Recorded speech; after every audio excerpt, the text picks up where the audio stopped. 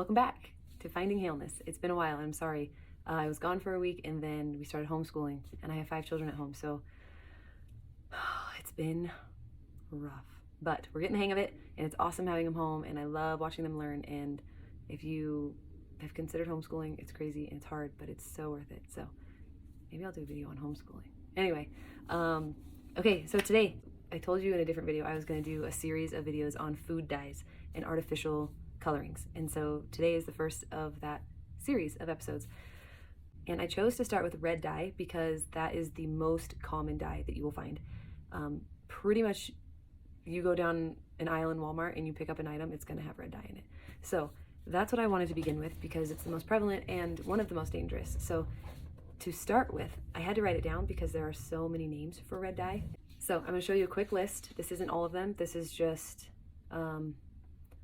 what I could find, but it even says on the thing, this is not all of the red dyes that there are, but here's a good list of them. So this is all the dyes, like all the different colors, but the ones that are highlighted are just red. And I want you to know that out of all of these, only 6 of them are from natural sources. Everything else is created in the lab, it is synthetic, and it is poison. So here's page 1. Anything highlighted is a red dye. Page 2, page 3, 4, 5, 6. So all those highlighted are just red dyes. And I changed it to 20% on my printer from 100% because it was 58 pages long. That's how many there were. So I condensed it down so I could make it just on the 6. But the most common ones that you'll find in the supermarket on the labels that are really easy to look out for, and luckily most of them do have the word red in it, so it's generally easy to avoid. But obviously if you're eating whole foods and very little processed foods, you usually don't have to worry about it. And by the way, most of this information, I'd say like 90% of this information did come from the Cleveland Clinic's website on red dye, because I wanted a source that everyone could, for the most part, agree upon and not say that I got it from some weird like hippie site. So this is from the Cleveland Clinic and what they are admitting to about this dye. So first things first, the names of them. So we've got red dye 40, red 40 lake, FD&C red number 40, FD&C red number 40 aluminum lake, food red 17, and Allura red AC. So those are the most common names that you will find. And you can Google those if you want to actually start reading what you buy. If not, just look for the word red or blue or yellow or whatever, and it's not going to be real. It will tell you if it's real because those companies are proud of it. Hey, we don't use synthetic dyes or artificial colorings. This is natural, and so it will be labeled. So if it doesn't say that, it's fake. The most common foods you're going to find them in are things like cereals, yogurts, sodas, sports drinks, protein powders, unfortunately, ice cream. Candy is going to be your number 1 that has all the food colorings in it, and gelatins and cakes and frostings and pudding, things like that.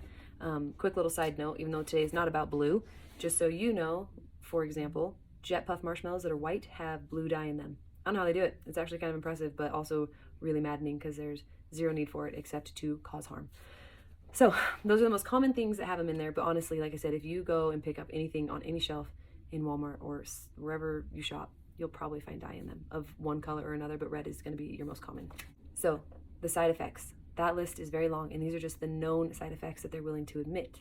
So imagine what else that happens that they don't even know about yet.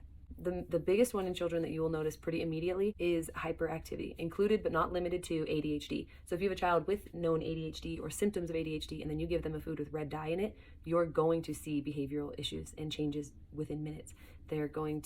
All of those ADHD symptoms are going to be magnified, and it can last for hours, if not at least a whole day, maybe longer depending on the child. So I always try to tell parents to keep that in mind, to try not to be angry with the child if you're the one feeding it to them, because they don't know. They're just trusting that what you're giving them is good. But if it has that red dye in there, it's going to make their ADHD symptoms really bad, and that must be so frustrating for the child, because to not be able to calm down or have your brain relax. So try to be patient if you realize, oh, I've been feeding my child red dye. Along with that, there's behavioral changes like irritability and even depression. And you can see that too. You'll see really highs and then big crashes, and that is from the dye. It messes with your neurons in your brain. The next symptoms are pretty much just allergic reactions: watery eyes, skin rashes, skin irritations, asthma, hives, and migraines. Actually, they can cause pretty severe migraines even in young children, not just adults.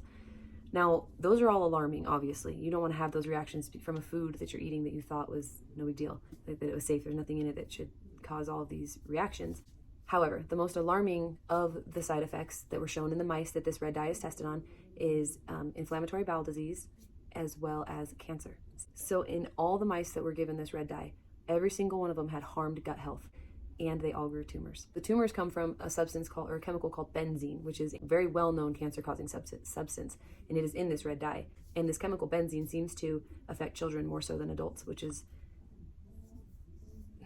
I'm not sure how controversial I should get, but benzene is linked to childhood cancer. So these children who are fed all these foods filled with this red dye, among other dyes, it's causing these cancers in these kids. And then this same company, the FDA that approved this dye, also approves the treatment for the cancer. So if you catch my drift, it is all connected and it is on purpose. And it is all one horrible cycle that goes full circle.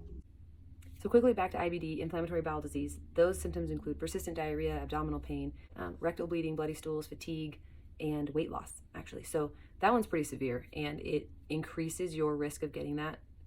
I don't know the percentage, so I don't want to throw one out there, but it's listed in anywhere you look for it that it will increase your risk of getting this inflammatory bowel disease, and all of the mice got it. So I'm not sure if you need a percentage, unless you want to just say like over time it was 100%. Okay, and lastly, I just wanted to go over the countries that have banned it, even though our FDA has not and said that it's okay.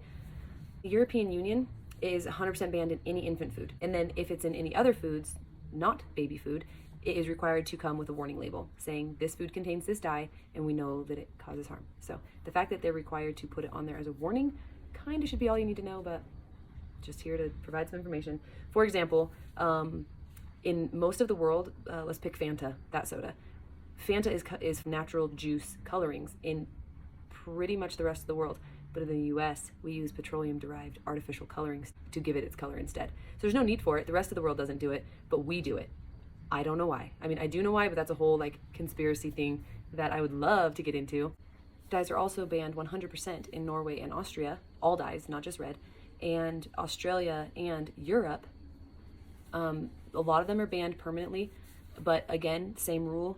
If it is in there, it is required to have a warning label so that the consumer knows, hey, there's poison in this food. So our FDA says it's fine in small amounts, but the problem with that small amount is, well, several things, but one, there is no safe amount. It is poison to your body. So it doesn't matter if you're doing a little bit or a lot. It is still poison. Your body still has to try and filter it out, and it really has a hard time doing that. I mean, think about when you use food coloring and you get it on your hands. Imagine what that does to your insides as it's in your body for hours and hours soaking in. So keep that in mind. And the other thing, when these small amounts are in everything, it's no longer a small amount, it's a very large amount. And when much of the world bans it, but we still say it's okay, that should be a red flag. And hopefully people are starting to understand that the FDA is for profit, and their safety should not really be, their safety guidelines should not be considered safe. And then the last thing I would offer as advice would be, just as annoying as it is, to become a label reader.